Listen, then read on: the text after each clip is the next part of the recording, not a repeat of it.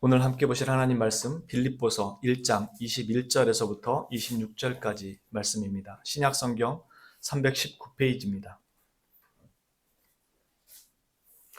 빌립보서 1장 21절에서부터 26절까지 말씀 다 찾으신 줄로 알고 제가 봉독하도록 하겠습니다. 이는 내게 사는 것이 그리스도니 죽는 것도 유익함이라. 그러나 만일 육신으로 사는 이것이 내 일의 열매일진데 무엇을 택해야 하는지 나는 알지 못하노라. 내가 그 둘 사이에 끼었으니 차라리 세상을 떠나서 그리스도와 함께 있는 것이 훨씬 더 좋은 일이라 그렇게 하고 싶으나 내가 육신으로 있는 것이 너희를 위하여 더 유익하리라. 내가 살 것과 너희 믿음의 진보와 기쁨을 위하여 너희 무리와 함께 거할 이것을 확실히 아노니 내가 다시 너희와 같이 있으므로 그리스도 예수 안에서 너희 자랑이 나로 말미암아 풍성하게 하려 함이라. 아멘. 오늘은 부활주일입니다. 그런 의미에서 오늘 말씀은 부활에 관한 말씀을 나누고자 고린도 후서가 아닌 빌립보서 말씀을 잠깐 살펴볼 건데요. 부활절의 의미에 맞춰서 오늘 본문 전체를 살펴보기보다는 죽음과 삶이라는 그 사이에 끼어서 그리스도와 함께 있는 것이 훨씬 더 좋기에 자신은 그리스도께로 가는 그 삶이, 그 길이 더 좋음에도 불구하고 그가 이 땅에서 여전히 사명을 다하면서 살아가는 선택을 하게 되는 그 이유가 어디 있을지, 그 원동력이 어디 있을지 함께 살펴보면서 우리가 부활의 의미를 좀 더 새롭게 이해하고자 합니다. 부활이라는 건 죽은 사람이 다시 살아난다는 거잖아요. 살아난다라는 거는 마음속에 살아난다는 게 아니라 실제로 살아나는 것을 의미하고, 바꿔서 말하면 죽음이라는 게 있다는 뜻이고 인간은 언젠가는 한번 반드시 죽게 돼 있다는 거죠. 기독교 사상 속에는 윤회라는 건 없죠. 죽고 살고가 반복되는 것은 없습니다. 인간은 딱 한 번 살고 죽고 그리고 마지막 부활이 있습니다. 어떤 사람은 영광의 부활로 나갈 것이고 어떤 사람은 심판의 부활로 나갈 것입니다. 우리에게 죽음이 들어온 건 잘 아시는 것처럼 하나님께 불순종하면서 들어온 일입니다. 즉 죄가 들어오면서 사망이 들어왔죠. 하나님께서 태초에 인간을 창조하셨을 때는 인간은 죽는 존재는 아니었습니다.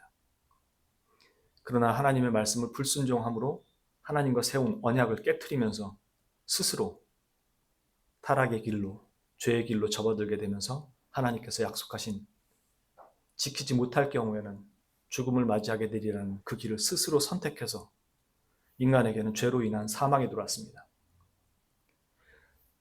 그렇게 우리는 어느 누구도 죄인이 아니라고 말할 수 없는 이유가 태중에 있는 아이도, 갓 태어난 아이도 죽는 것을 보면서 그 아이들이 아무 죄도 안 저질렀는데 어떻게 죽을 수가 있을까?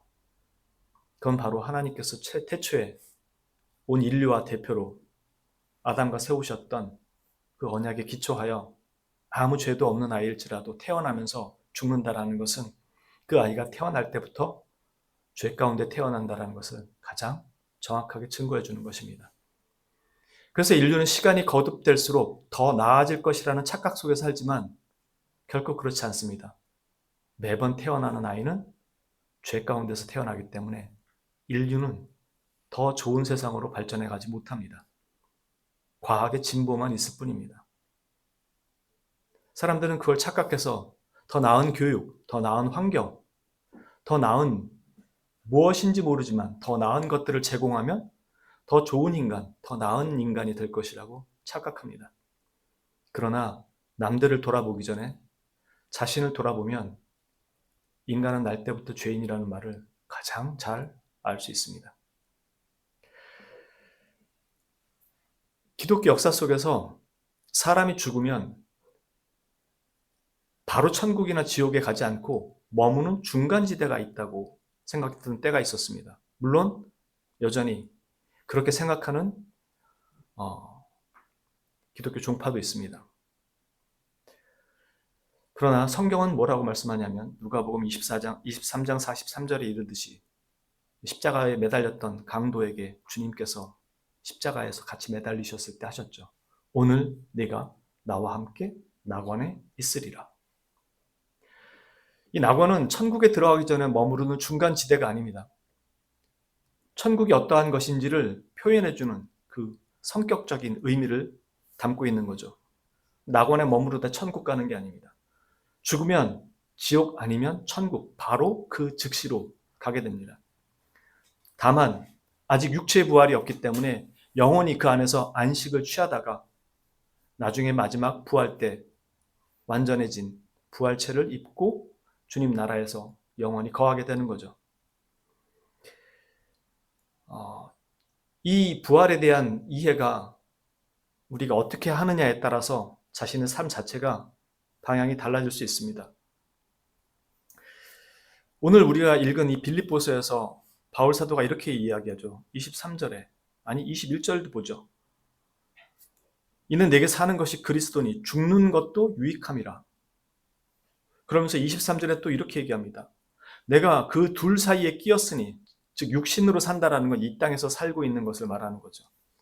그러니까 죽는 것과 사는 것, 그 둘 사이에 끼었으니 차라리 세상을 떠나서 그리스도와 함께 있는 것이 훨씬 더 좋은 일이라. 바울 사도가 말하는 건 뭐예요? 죽는 것이 낫다라는 겁니다. 그리고 그렇게 하고 싶으나 죽고 싶다는 겁니다. 그런데 바울 사도가 내가 육신으로 있는 것이 너희를 위하여 더 유익하리라 이렇게 얘기합니다. 그러니까 바울 사도는 죽어서 주님 나라로 가는 것이 얼마나 큰 복이고 기쁨인지를 너무나 잘 알기 때문에 할 수만 있다면 가고 싶다. 그런데 내가 육신으로 있는 것이 너희를 위하여 더 유익하다 하면서 이 땅에 그 사명을 완수할 때까지 있겠다고 말합니다. 만일 이와 같이 죽음 이후에 대기하는 중간 장소가 있다라면, 그리고 그 후에야 부활해서 주님이 계신 곳으로 갈 수 있다면 바울 사도는 결단코 지금처럼 바로 주님께 가고 싶다라고 얘기하지 않았을 겁니다. 이 중간지대, 연옥설을 주장하는 입장에서는 이 얘기를 어떻게 얘기하냐면 내가 이 땅에서 사는 동안에 지은 죄에 대한 그 죄값을 그 연옥에서 치러야 한다는 것입니다. 어떤 사람은 수만 년이 되는 사람도 있을 것이고 어떤 사람은 수백, 수천 년이 되는 사람도 있을 것입니다. 그래서 자신의 죄값이 거기서 사해지는, 정결케 되는 기간을 마친 후에야 주님 나라로 갈 수 있다는 겁니다. 만일 그렇다면 지금 바울 사도는 지금 자신은 바로 죽고 싶다는 거였습니다. 근데 바울의 성정을 봤을 때, 바울의 정서를 봤을 때 그는 오히려 실제로 중간지대가 있다고 했다면 바울은 자신의 죽음을 최대한 뒤로 미루고 싶어 했을 것입니다. 왜냐하면 그는 육체 가운데 거하는 동안에 그리스도와 함께 동행하면서 누리는 그 기쁨과 즐거움을, 그리고 섬김을, 교제를, 거기서 오는 은혜를 너무나도 잘 알고 있었고 그걸 누리고 있었습니다. 그렇기 때문에 차라리 죽어서 중간지대에서 오랜 시간을 머무르다가 주님 앞에 가는 그것보다 오히려 살아서 힘들더라도 주님과 함께 있는 그 시간을 더 삼았을 것이 너무나 뻔하니까요. 즉 바울의 신앙 정서상으로 본다면 그는 차라리 죽지 않고 할 수만 있다면 계속 이 사역을 하는 것을 선택했을 것입니다. 여기에서 보듯이 바울 사도가 죽음을 기꺼이 바랄 수 있는 이유는 그 자체로 즉시 그리스도와 함께 할 수 있다는 사실 때문이었습니다. 죽어서 중간지대에 머무는 것보다 차라리 살아서 힘들고 어렵지만 그 사역을 하는 것을 더 바랬을 것이라는 겁니다. 그의 정서상으로는. 그럴 수는 없는 일이지만, 그렇게 할 수도 없었지만, 왜냐하면 그는 그리스도와 함께하는 그 기쁨과 즐거움을 이 땅에서 사는 동안에 알고 있었기 때문이라는 겁니다. 바울은 이 땅에서 살아야 하는 어떤 삶에 있어서 나쁜 것과 좋은 것 중에서 선택해야 하는 그 사이에 끼어 있었다는 말이 아닙니다. 바울은 죽는 것도 유익하다라고 말한 것은 그 죽음이 자신과 그리스도를 지금보다 훨씬 더 가깝게 만들어주기 때문에 그 길을 기꺼이 선택하고 싶었다는 것입니다. 우리가 담대하여 원하는 바는 차라리 몸을 떠나 주와 함께 있는 그것이라. 이게 고린도후서 5장 8절 말씀입니다. 바울 사도가 하는 얘기죠. 그러니까 바울 사도는 계속해서 주님과 함께 있기를 원한다라는 것이 그의 심중에 있습니다. 저도 여러분들에게 지나가는 말로 그렇게 얘기하지만 할 수만 있으면 빨리 가고 싶다. 왜요? 이곳과 그곳은 비교할 수 없는 곳이니까.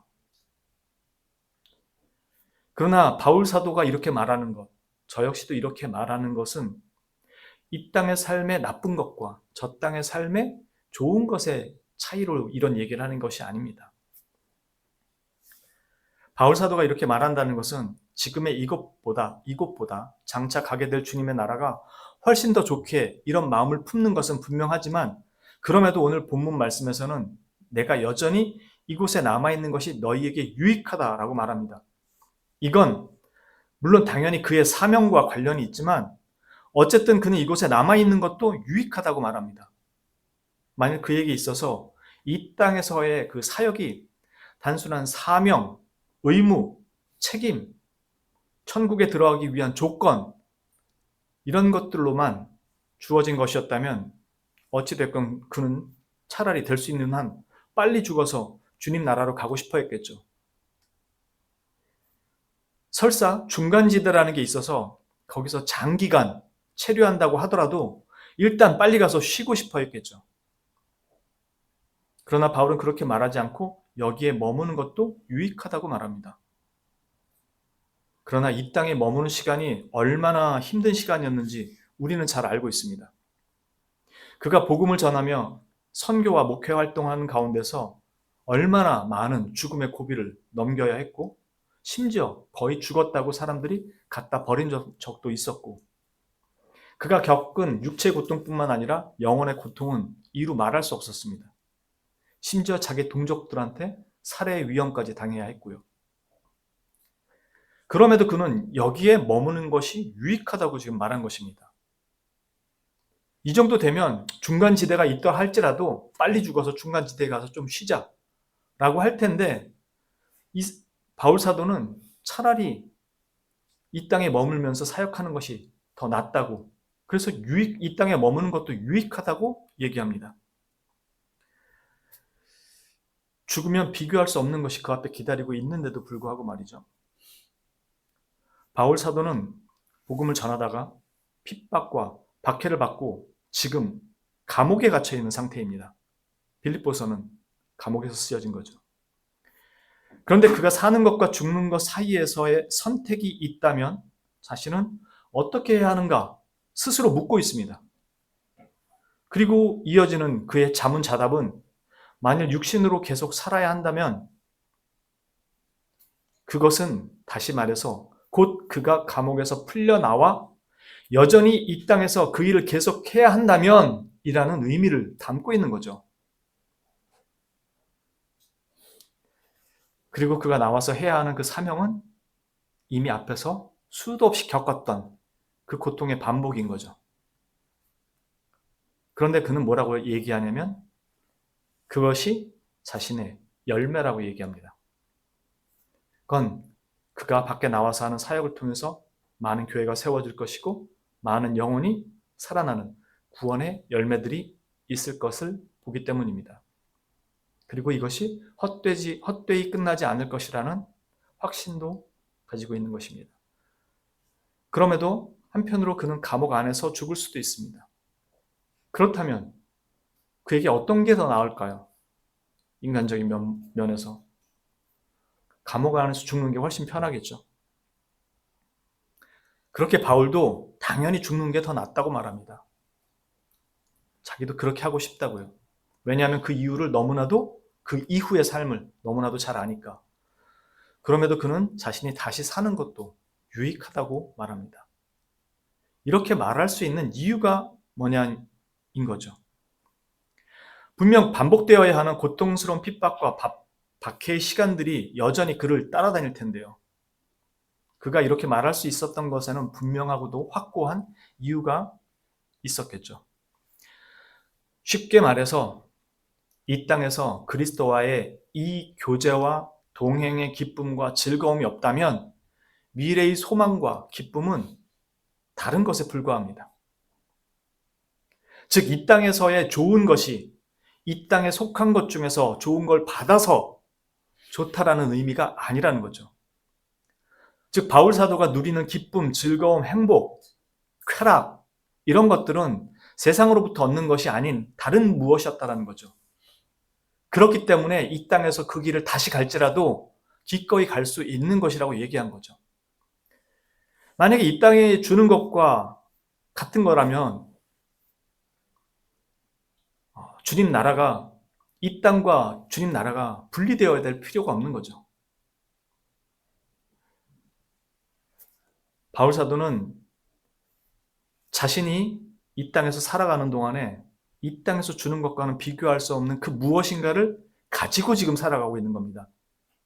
박해와 핍박과 목숨의 위협 속에서 이게 분리되어 있질 않아요. 그리스도인은 이걸 같이 가지고 살아갑니다. 평생을. 우리는 그리스도로 말미암아 내게 있는 모든 제약과 방해와 악들을 싹 다 몰아내서 온실 속에서 무균실을 그 보호막 속에서 살아가기를 원해요. 그래서 종교라는 걸 선택합니다. 그래서 신을 믿는다고 얘기하고 신을 자신의 신앙에 가지고 들어옵니다. 그게 세상 사람들이 이해하는 종교예요. 신의 개념이고. 근데 기독교는 그런 삶 속에 그리스도와 함께 가는 거예요. 이게 제거가 되는 게 아니라. 바울 사도는 이 땅에서 준 것으로 그 일들을 하고 있는 게 아니라 그리스도께서 주신 것으로 그 일을 하고 있는 겁니다. 그게 부활을 소망하는 소망의 원동력인 거예요. 바울은 이미 이 땅에서 사는 동안 그 나라에서 그가 누리게 될 복됨을 경험하고 있다는 겁니다. 그래서 그날에 자신이 누릴 그 기쁨과 복락에 대해 갈망할 수 있는 거고 갈 수만 있으면 빨리 가고 싶다. 그러나 만일 그것이 세상에 속한 것으로 세상으로부터 얻는 것이라면 그 세상으로부터 얻으면 되지 다른 종교적인 일들을 그리고 종교인이 돼야 될 필요가 없는 거죠. 그래서 세상의 것으로 자신의 신앙을 증거하려고 하면 사람들은 그것을 듣고도 복음에 대한 소망을 품을 수가 없는 것입니다. 즉 우리가 밖에 나와서 나 그리스도인이라고 증거할 때 세상의 것으로 내가 많이 얻은 것으로 증거하면 그 사람들은 굳이 여기 와서 신앙생활을 해야 될 필요가 없다라는 거예요. 자신이 똑똑하고 능력이 있고 돈이 많으면 왜 여기까지 와가지고 내 돈 내가면서 내 시간 버려가면서 내 열정, 내 에너지 다 쏟아가면서 여기서 종교생활 하냐고. 내가 알아서 돈 벌고 내가 알아서 편하게 살면 되는 일인데 왜 종교라는 걸 갖냐고요. 그런데 왜 그리스도인이 나가서 그걸로 자꾸 내가 그리스도인이고 하나님께 복을 받았다라는 걸 증거하려고 하냐는 거죠. 전혀 관계가 없는 것들을 가지고.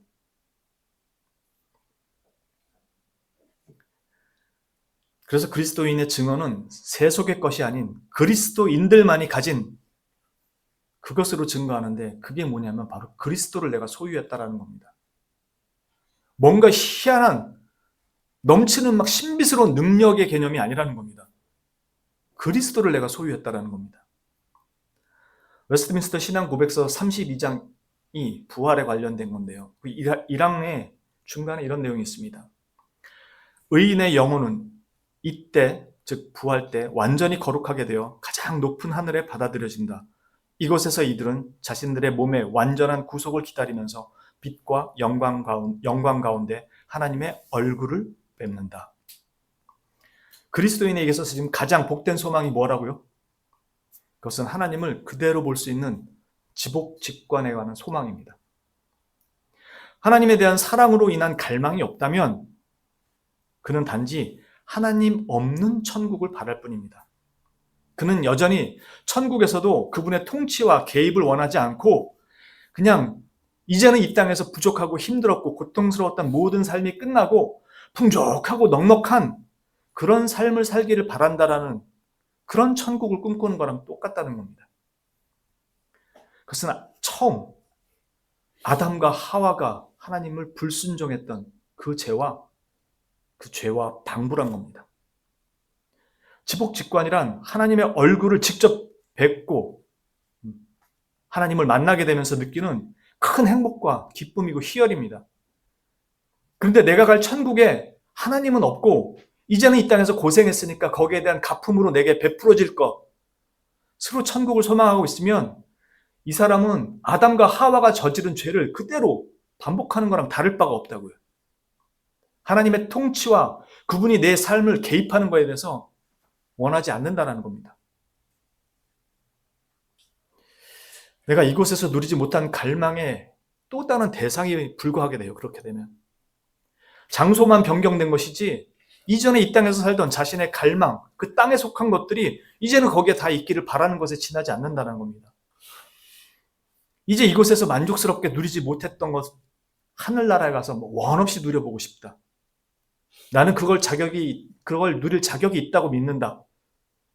이 땅에서는 소망 없이 살았지만 그 나라에서는 마음껏 누릴 것이라 믿고 지금껏 신앙생활을 버텨온 이유가 그거라는 겁니다. 남들 놀러 갈 때 교회에 온 이유가 그거라는 겁니다. 그 믿음으로 주의를 지켰고 그 확신으로 헌금을 했고 그 신념으로 다른 종교로 갈아타지 않았다라는 겁니다. 그래서 나는 그 천국을 누릴 자격이 있다는 겁니다. 그러나 성경이 말하는 믿음은 우리의 유일한 구속주이신 그리스도, 곧 그 대상에 대한 신앙입니다. 하나님 앞에 불순종하여 하나님의 진노와 저주 아래서 죽을 수밖에 없는 나의 죄를 위해 하나님께서 직접 그 아들을 보내셨고 우리의 죄를 대신 대속하도록 보내신 그 하나님의 사랑과 나의 죄를 위해 자발적으로 순종하여 오셔서 하나님 아버지의 뜻을 온전하게 성취하시고 완성하신 그리스도의 공로와 은혜, 그리고 그것이 내 것이 되도록, 그 모든 은혜가 내 것이 되도록 하시는 성령님의 중생케 하는, 성령 하나님의 중생케 하는 사역과 우리 안에 내주하시면서 인도하시는 그 역사를 믿음으로 받아들이는 것, 이것이 우리가 믿는 믿음의 내용입니다.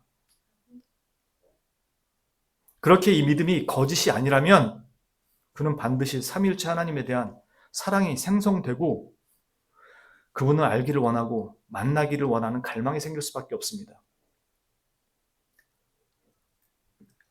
남자와 여자가 만나서 사랑을 할 때 크게 딱 두 부류입니다. 볼 거 보고 잴 거 다 재서 조건 맞추는 거랑 정말로 그 사람을 사랑해서 만나는 거랑, 정말로 그 사람을 사랑해서 만나면 그 사람이 누구인지를 알고 싶어 하는 건 당연합니다. 어떤 사람인지, 뭘 좋아하는지. 그런데 대부분의 남자들은 저 여자랑 어떻게 하룻밤을 잘까에 꽂혀있는 그런 사람들은 그 여자가 어떤 사람인지에 대해서는 관심이 없어요. 우리가 주님을 그렇게 볼 수 있다는 겁니다. 어떻게 하면 저분 주머니에서 내 필요한 걸 꺼내올까? 주일 잘 지키면 되나? 헌금 잘 내면 되나? 기도 많이 하면 되나?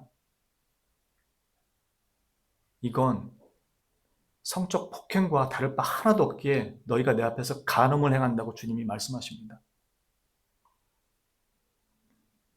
우리가 주의를 지키고 주님 앞에 예배자로 하나님을 믿는다는 것, 그리스도를 내 구속주로 믿는다는 것, 이 모든 것들이 이 믿음의 이것에 대한 지금 말씀드린 삼일체 하나님께서 하신 이 역사에 대한 믿음이 없다면 그건 진짜 믿음일 수가 없다는 겁니다. 그러니 정말로 그 안에 그분을 믿고 그분이 나에게 하신 일을 안다면 그분을 사랑하지 않을 수가 없습니다.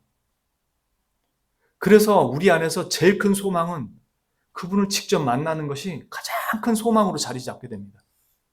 그리고 우리가 받는 가장 큰 상급도 바로 주님 나라에서 주님을 직접 대면하여 보는 겁니다. 온 세상을 만드시고 주관하시고 우리를 위해 기꺼이 자기 아들을 다 내주신 그 하나님을 직접 뵙는 것이 우리에게 가장 큰 소망으로 자리 잡게 됩니다. 왜냐하면 이 믿음은 우리 안에는 원천적으로 존재하지 않던 것이기 때문에 그렇습니다. 즉 우리가 이 믿음을 지금 가졌다는 것은 우리가 새 생명을 소유했음을 나타내는 증거입니다. 요한일서 3장 1절 2절에 보면 이렇게 말씀합니다. 보라, 아버지께서 어떠한 사랑을 우리에게 베푸사 하나님의 자녀라 일컬음을 받게 하셨는가. 우리가 그러하도다. 그러므로 세상이 우리를 알지 못하면 그를 알지 못함이라. 사랑하는 자들아, 우리가 지금은 하나님의 자녀라. 장래에 어떻게 될지는 아직 나타나지 아니하였으나 그가 나타나시면 우리가 그와 같을 줄을 아는 것은 그의 참모습 그대로 볼 것이기 때문이니 주를 향하여 이 소망을 가진 자마다 그의 깨끗하심과 같이 자기를 깨끗하게 하느니라. 그날이 되면 하나님의 그 참모습을 그대로 볼 것이라고 얘기합니다. 이것이 새 생명을 소유하게 된 살아난 자의 진정한 궁극적 소망입니다. 그리고 그날에는 우리가 아담이 타락하기 전, 아담이 범죄하기 전에 하나님을 뵙던 그 모습보다 더 하나님을 직접적으로 알고 대면하는 때가 될 것입니다. 성도라 일컬어지는 우리는 하나님의 영광을 직접 목도하게 될 것이며 결코 지금은 그 하나님의 모습을 직접적으로 대면할 수가 없습니다. 그러나 그날에는 우린 반드시 그 하나님을 직접적으로 대면하며 보게 될 것입니다. 그러나 우리는 이 땅에 사는 동안 하나님을 직접 대면할 수 없지만 그분이 이 땅에서 행하시는 모든 역사를 보고 느끼고 감각하고 압니다. 거듭난 사람들은 더 이상 이전의 시각으로 자연과 세상을 보지 않습니다. 그들의 눈에는 하나님의 영광이 온 세상 속에 드러나 있음을 알게 되고 자신을 비추고 있음을 감각하기 시작합니다. 그리고 그것에 비로소 올바르게 반응을 하기 시작합니다. 세상 속에 하나님의 영광이 드러나고 비춰지고 알려지고 있지만 사람들은, 거듭나지 못한 자연인들은, 즉 불의로 진리를 막는 사람들, 불의로 진리를 막는 사람들과 같지 않고 우리는 창세로부터 그분의 영원하신 능력과 신성을 찬양하며 그분을 영화롭게 하고 감사하고 썩어질 우상으로부터 썩지 아니할 영원한 하나님의 영광으로 우리의 시선이 옮겨지고 그 정욕대로가 아닌 하나님의 뜻을 따르는 자리로 우리는 반응을 하기 시작합니다. 이것은 나의 신념이나 확신에 기초하는 것이 아니라 하나님의 계시를 통한 진리의 말씀에 기초하며 스스로 드러내고 계신 하나님의 영광의 빛이 성령님의 중생케 하시는 능력을 통해 우리 안에서 비로소 환하게 비춰지고 있음을 알게 되고 믿게 되는 것입니다. 그래서 그 빛 가운데 있는 사람들은 어둠이 아닌 빛으로 걸음을 옮기고 향하게 됩니다. 이것이 그들 가운데서 그들의 삶을 그리스도께로 돌리며 진리로 나아가도록 이끕니다. 세상의 것으로 탐닉하고 즐거워하던 자들이 하나님의 것을 탐닉하고 기뻐하며 즐거워하게 되는 것입니다. 그래서 부활의 소망은 이것이 그날에 확고하게 약속된 실제라는 것을 이미 이 땅에서 그리스도와 함께 사는 삶을 통해서 누리고 경험하고 그래서 확신할 수 있기에 부활의 날에 맞을 완전한 그 생명의 기쁨을 갈망하면서 주님을 사랑하며 살아갈 수 있게 되는 것입니다. 그렇게 부활의 이 소망은 이 땅에서의 그의 신앙의 모습으로 반드시 나타나게 되어 있습니다. 즉 그가 예수 그리스도를 향한 사랑과 믿음의 고백으로 그의 부활에 대한 동일한 사랑과 갈망이 그 안에서 나타나게 된다는 걸 말해줍니다. 만일 이 부활의 소망 속에 삼위일체 하나님의 자리가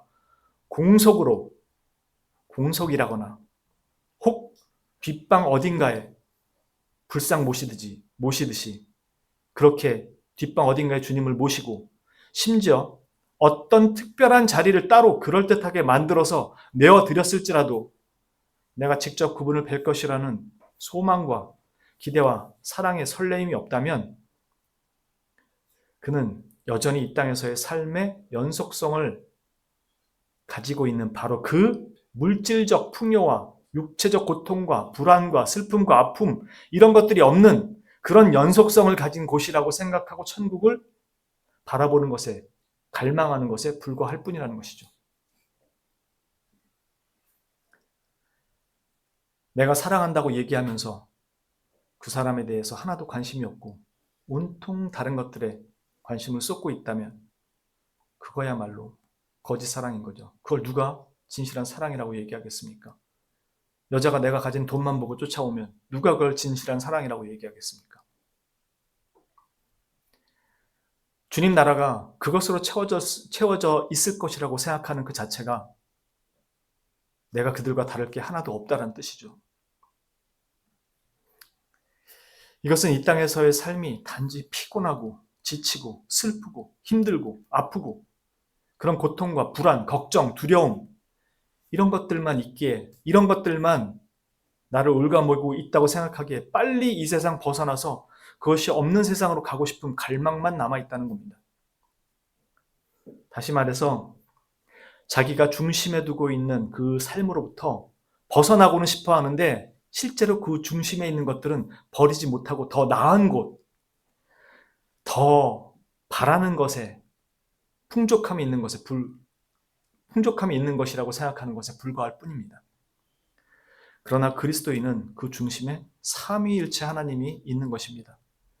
그리고 이 땅에서의 삶이 어떤 과정을 넘을지라도 그 중심에 계신 분을 믿고 알기에 힘들고 더디고 연약하지만 그 길을 따라가게 되는 것입니다.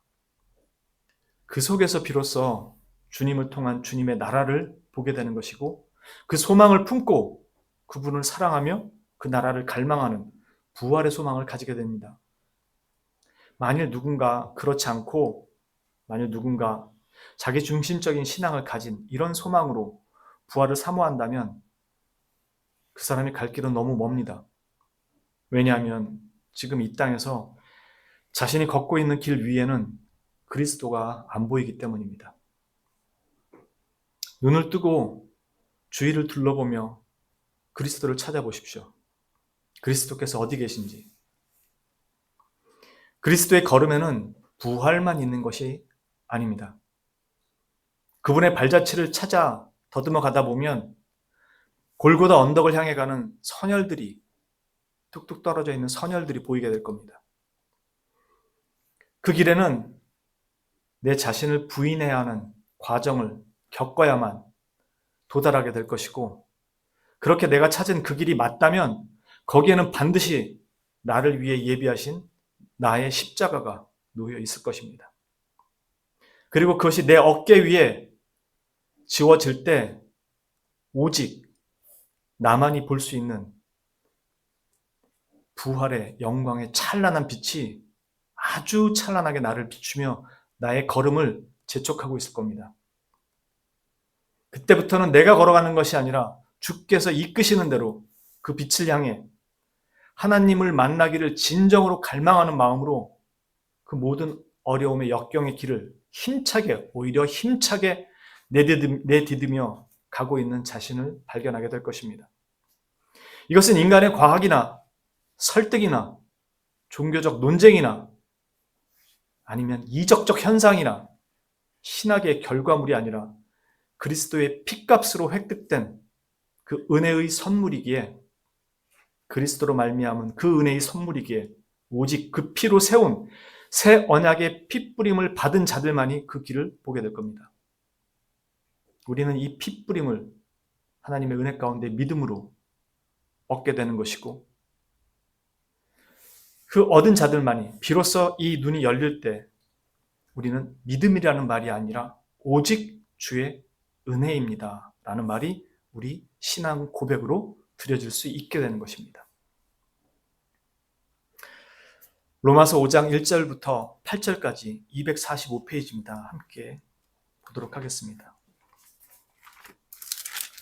신약성경 245페이지 로마서 5장 1절부터 8절까지 말씀입니다. 신약성경 245페이지 로마서 5장 1절부터 8절까지의 이 말씀이 저와 여러분의 신앙 고백임을 다시 한번 확인할 수 있기를 바랍니다. 제가 봉독하고 마치도록 하겠습니다. 그러므로 우리가 믿음으로 의롭다 하심을 받았으니 우리 주 예수 그리스도로 말미암아 하나님과 화평을 누리자. 또한 그로 말미암아 우리가 믿음으로 서 있는 이 은혜에 들어감을 얻었으며 하나님의 영광을 바라보고 즐거워하느니라. 다만 이뿐 아니라 우리가 환난 중에도 즐거워하나니 이는 환난은 인내를, 인내는 연단을, 연단은 소망을 이루는 줄 알미로다. 소망이 우리를 부끄럽게 하지 아니함은 우리에게 주신 성령으로 말미암아 하나님의 사랑이 우리 마음에 부은 바 됨이니 우리가 아직 연약할 때 기약대로 그리스도께서 경건하지 않은 자를 위하여 죽으셨도다. 의인을 위하여 죽는 자가 쉽지 않고 선인을 위하여 용감히 죽는 자가 혹 있거니와 우리가 아직 죄인 되었을 때 그리스도께서 우리를 위하여 죽으심으로 하나님께서 우리에 대한 자기의 사랑을 확증하셨느니라. 아멘.